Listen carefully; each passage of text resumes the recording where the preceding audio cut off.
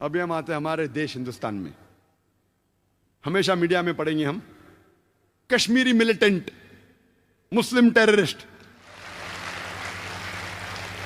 मैं ये नहीं कहता हूं कि मुसलमान ने आतंकवादी हमले नहीं किए। कोई भटके हुए मुसलमान हैं जो किए होंगे, मैं ये नहीं कहता हूं कभी नहीं किए, ये बिल्कुल गलत होगा।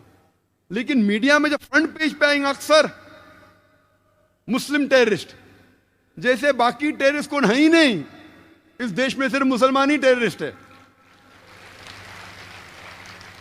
जब तहकीक करते पता लगता है कि सिख टेररिस्ट भी है, बिंदनवाला ग्रुप। और ये सिख टेररिस्ट ने 5 जून सन 1984 में उन्हें गोल्डन टेम्पल को कब्जा किया। इंडियन आर्मी फोर्स जाती है, उनको बाहर निकालती, 100 लोग की हत्या होती है। उसके चंद महीने बाद 31 अक्टूबर सन 1984 में उस टाइम के प्रधानमंत्री राजीव गांधी की माता श्रीमती इंदिरा गांधी की हत्या होती है।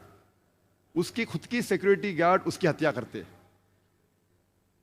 आता है पेपर्स में security guard assassinated Shrimati Indira Gandhi. कौन था? सिख था। आज भी आप वेबसाइट पे जाएंगे, आपको यह नहीं मिलेगा कि सिख टेररिस्ट ने अटैक किया। Personal body guards of Shrimati Indira Gandhi ने उसकी हत्या की। आप असम में जब जाएंगे, असम में एक टेररिस्ट ऑर्गेनाइजेशन है ULFA, united liberation front of Assam. बहुत खतरनाक है। उनका मेन मकसद है, वो हिंदू ऑर्गेनाइजेशन है, हिंदू आतंकवादी ग्रुप है। उनका मेन मकसद है कि मुसलमान को मारना, मुसलमान की हत्या करना। और आपको पता है कि चंद सालों में उल्फा, सिर्फ उल्फा ने, ये 2 साल के पहले का स्टैटिस्टिक्स है, अभी अपडेट नहीं किया हूं मैं, 2006 तक के उल्फा ने 749 टेररिस्ट अटैक्स किए।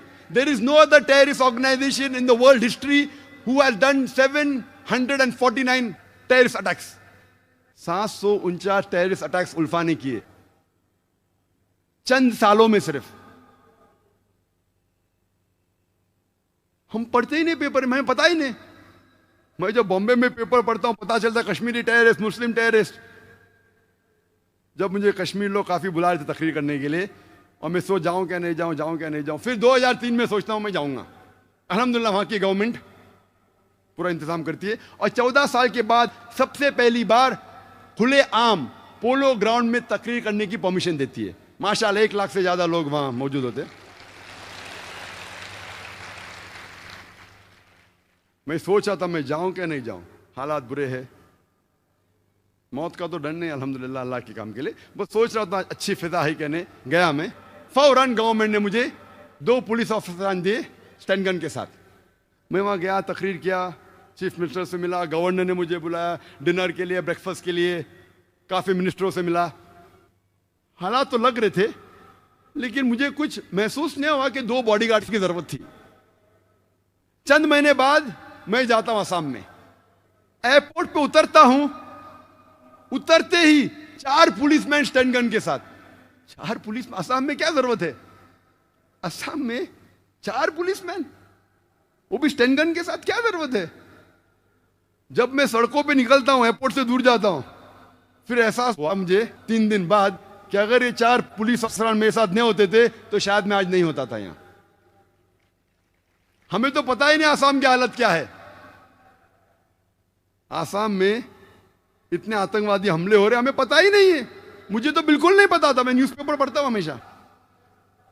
वहां जाने के बाद पता चला, इंटरनेट पे तहकीक करने के बाद पता चला कि वहां की terrorist organisation is one of the most dangerous, बहुत खतरनाक।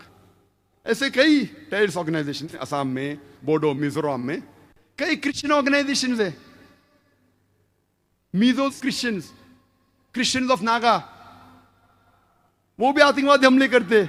और एक हमला किया था 2 अक्टूबर को, 2 तारीख अक्टूबर के सन 1984 में 44 हिंदू लोग का कत्ल करते ये क्रिश्चियन ऑर्गेनाइजेशन, और कई लोग को जख्मी करते। खाली क्रिश्चियन लोग ने कितने हमले किए हिंदुस्तान में वक्त नहीं है, क्योंकि 10 बजे तकरीर बंद करना है हमें। लेकिन सबसे ज्यादा जो हिंदुस्तान में अगर डर है कोई टेररिस्ट ऑर्गेनाइजेशन का, वो है माओइस्ट। ये माओइस्ट लोग according to police records Hindustan में 600 डिस्ट्रिक्ट है, 600 डिस्ट्रिक्ट में से 150 से ज्यादा में इनका होल्ड है माओइस्ट लोग का। और ये इतने खतरनाक है कि पूरी पुलिस स्टेशन को तबाह करते हैं। पुलिस स्टेशन को, जो गांव उनके खिलाफ है, गांव के गांव को तबाह करते हैं, हमें पता ही नहीं। और जो सिक्योरिटी एक्सपर्ट जो लिखते हैं इंडिया के, और एक आर्टिकल आया था टाइम्स ऑफ इंडिया में जिसमें लिखा था स्वामीनॉमिक्स के अंदर, स्वामीनारायण लिखते हैं कि मुझे ये नहीं पता लगता कि क्यों ये इंडियन गवर्नमेंट मुस्लिम टेररिस्ट को इतना इंपॉर्टेंस दे रही है। सबसे ज्यादा नुकसान जो इस देश में हो रहा है वो माओइस्ट के जरिए। ये माओइस्ट लोग जब हमला करते पूरे पुलिस स्टेशन को तबाह करते, गांव के गांव को तबाह करते। 600 डिस्ट्रिक्ट्स में से 150 से ज्यादा उनका होल्ड है। 1/3 of the India they have covered. 1/3 हिस्सा। कितने लोग माओइस्ट को जानते हैं? हाथ ऊपर कर सकते? 50,000 लोग तो होंगे, तकरीबन 100 हाथ दिखते। शायद आपने मेरी तकरीर सुनी होंगी अंग्रेजी की, टेररिज्म मुस्लिम मोनोपोली, हो सकता है वहां भी मैंने कहा था।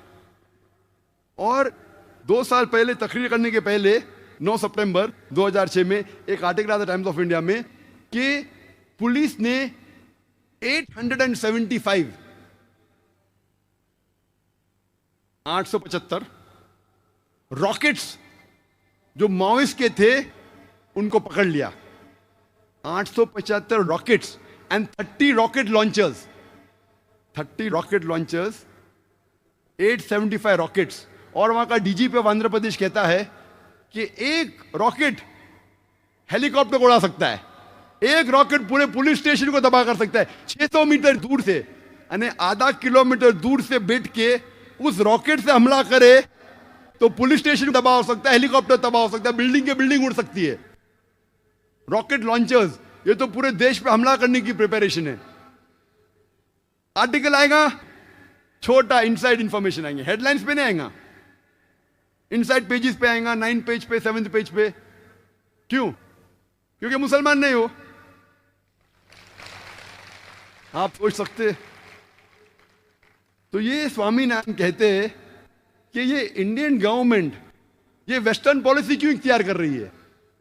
सबसे ज्यादा खतरा जो है, उन्हें हजारों लोग की हत्या की है, उनके बारे में उनको फिक्र नहीं, उनको फिक्र है मुस्लिम टेररिस्ट के बारे में।